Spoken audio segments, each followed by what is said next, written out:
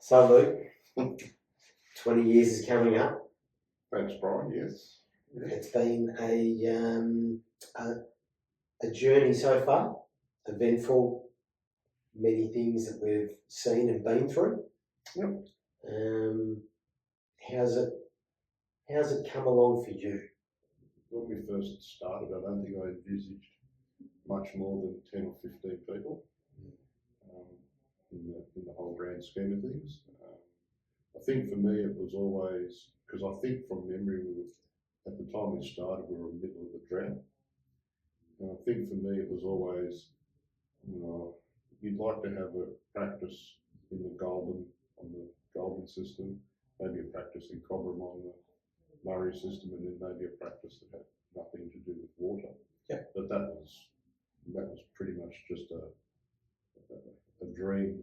I wasn't quite sure how that was ever going to pan out. But Soon came to life though. Soon came to life. Soon came to life. Yeah. So and I think the other thing, and the thing I'd probably remember is the 3 or 4 months we went without any pay.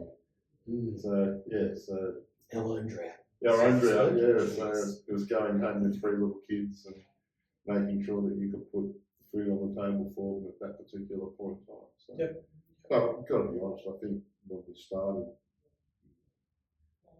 I don't think there was any drought. I think we just kicked off and went pretty hard, pretty quickly. So from memory, I don't think I had any goals apart from trying to service our clients in the right way. Where I understood yours, they become numbers, was so big, all that kind of stuff. I probably felt in my old firm they were a little bit over-serviced. Trying to find that right spot in between. Probably envisaged we might have had anywhere from 5 to 10 people. I'd never been over that, so I couldn't even think about something being bigger than that, but it just seemed manageable. By the time you had a few people working for you, a few for me, some of the admin team, we'd probably be earning $1 we could live on, servicing clients that we could take care of. But that was very much in a micromanaging type world, I suppose you would call it. I know early on a big accomplishment for me was when we actually got this building. It was pretty early on. It was probably that feeling of satisfaction and reward because we did not pay ourselves and we kept on paying ourselves and putting money aside. So we built up what makes it call the bucket. And just by a big chance, of a client buying a building, and all of a sudden we're half owners of a building, moving into it from our very cheap initial premises. That was within the first 3 years. Exactly. So, within 3 years, we've managed to put money together for a deposit to help them do this. But then coming in here, fitting out the building for the bottom floor, and then a year later going up to the next floor for half of it, then slowly taking over the whole building, and knowing that it's still here now. That was, a big accomplishment for me. Well, I think the answer to that is Pete. I think her story for me is something that really represents a fair bit of PTP. She came here as our receptionist. I think either we encouraged her or she encouraged herself to put herself into uni. She's put herself through uni. She's got ducks of that particular class, or even the school. Got a scholarship, came to us and said, I've got this opportunity, and we've said, go. So she went away for 6 months, went to Leicester University, came back to PTP, has gone away a couple of times with kids, has come back to PTP. And I love her story because there's respect, there's loyalty, there's hard work, but there's also achievements. Exactly. Just watching her go from somebody who probably didn't think they deserved the administration reception role in the first place to watch them grow into something so much bigger than they'd ever think about for themselves. Well, I think it's just representative of everything with PTP because when we started, who knew what we were going to achieve or get to? So she's just the embodiment of everything that it's been the same journey. So. No, very much so. The biggest challenge that I've probably seen just personally to have to come to grips with and continue to grapple with is the professional development side of things over the last decade. Yeah. Because it is that thing that I suppose unleashes the difference between where we were the control freaks. I mean, we're accountants, we're thinkers, we're logical, we love to control things, so we micromanage and it all works perfectly, and we know that.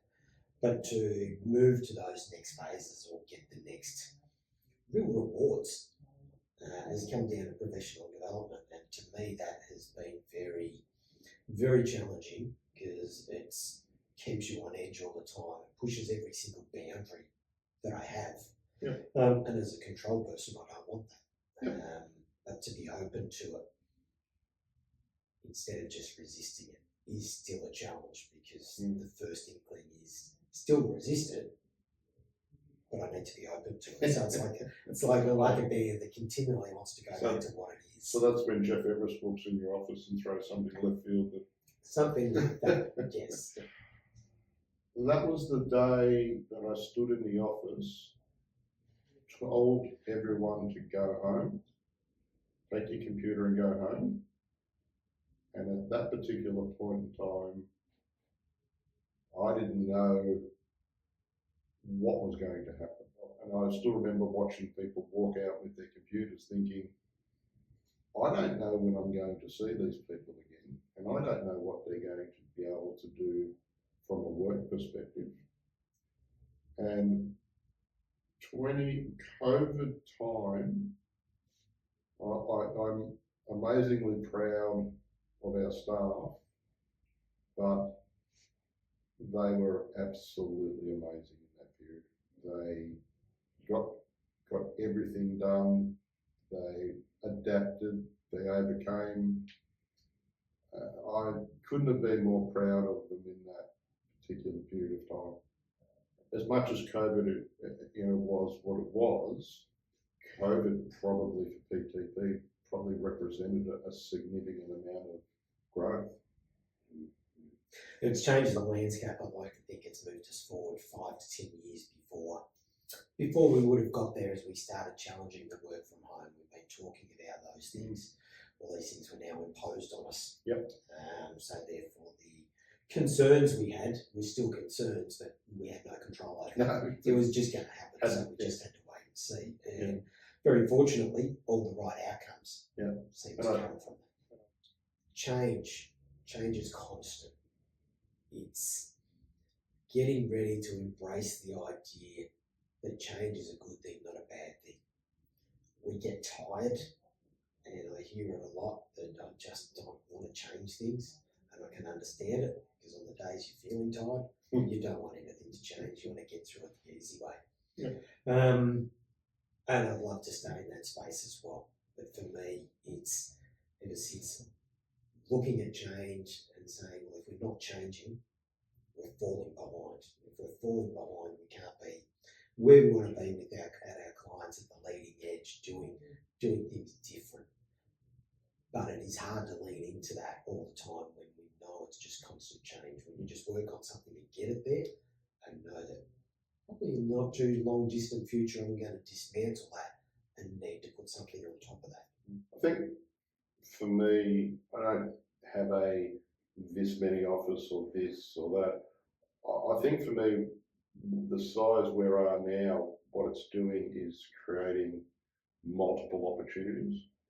And I just think so long as we're open to explore those roads, it could be anything. Yeah. But you actually have to be open in the first place to say, okay, let's have a look at that and see what that does.